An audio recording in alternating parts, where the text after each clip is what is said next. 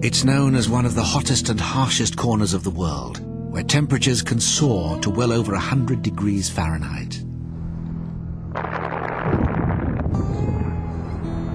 This is the Mojave Desert in California, a place where Rio Tinto Borax operate the largest borax mining and refining plant in the world, supplying almost 50% of global demand. Deposited millions of years ago, borax, or sodium borate, is a crystallized salt containing boron. Traces of boron also occur naturally in the soil, where plants absorb it in order to grow. Boron also forms part of a healthy human diet. But commercially viable quantities of this versatile mineral only occur in a very few remote regions of the world. Borates have very many interesting, unique chemical, physical, biological, and even nuclear properties, all of which are exploited.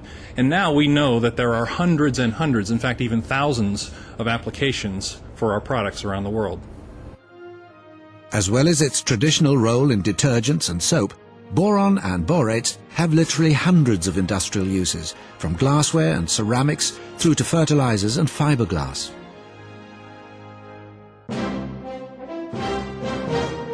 The story began over 130 years ago, when huge deposits of borax were discovered in California's Death Valley. Without roads or towns in between, the borax had to be hauled over 100 miles across the scorching desert to the railroad depot.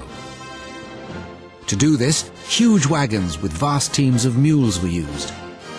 Over a 5-year period, they hauled over 15 million tons of borax across the desert without the loss of a single wagon or a single mule. In commemoration of this, the 20-mule team is still a prominent icon for Rio Tinto Borax today.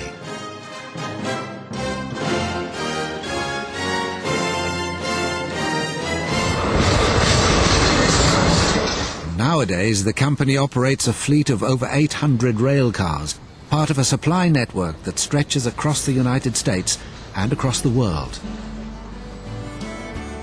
Over 1 million tons of borates are delivered globally, with an on-time delivery rate of 95%.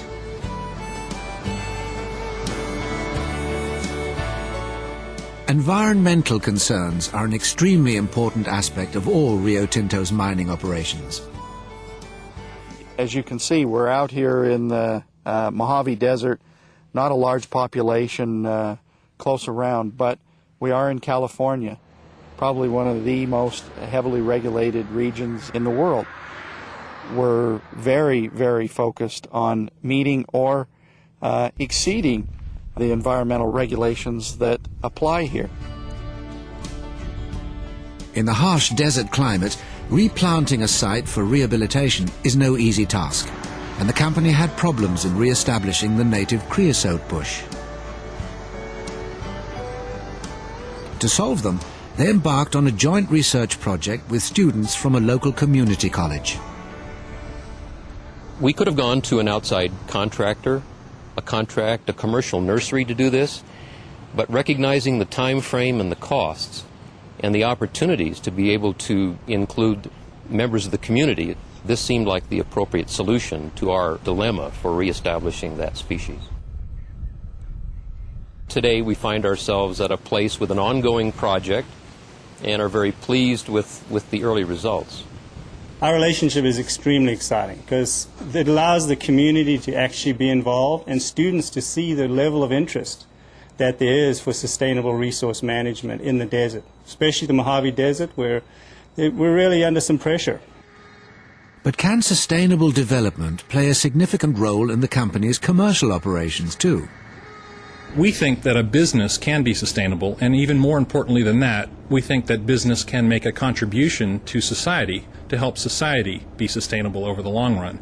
And in fact, that's been one of the focuses of our sustainable development effort, is to show how our products can contribute to society's ability to meet the needs of future generations. Creating those products of the future is the task of the company's research and development team. We have the world's borate brain trust sitting right here in California. It's their job to find new applications. We've been quite successful. We found hundreds of new ideas for new applications. We have a very formal, rigorous process for screening through those ideas and then to develop them into commercial reality as quickly as possible. One of the many new possibilities for borax is as a replacement for lime in the production of pulp and paper. This saves on energy and other costs and avoids the environmental impact of depositing spent lime in landfill sites. Another key project is a major extension in the use of borates for preserving wood against general decay and termite attack. Termite damage is estimated in the US at about $3 billion per year, so there are a lot of builders out there looking for a solution to this problem. Unlike many traditional preservatives, the use of borates would provide a longer-lasting solution which reduces the demands on timber and trees. Perhaps the most exciting new project lies in a joint venture with Daimler Chrysler and Millennium Cell to produce a zero fuel emission motor car. Daimler Chrysler has actually developed a test vehicle, a prototype vehicle called the Natrium, which runs on a fuel called sodium borohydride. The spent fuel, which is then sodium metaborate, is exactly the material that we process currently in our refinery, and it is 100% recyclable. It simply needs to be recharged with hydrogen and then reused as a fuel. Estimates suggest that only about 3% of the world's known borax reserves would be needed to provide a recyclable fuel for every one of the 50 million new cars that are sold across the world each year. Rio Tinto Borax will continue to provide their worldwide customers with first-class products and continue to develop exciting new applications to enhance our lives. Death Valley Days is brought to you by U.S. Borax, the makers of 20 Mule Team laundry and cleaning products, including Bora-Team, the modern detergent booster for cleaner, whiter, brighter, lastingly fresh laundry.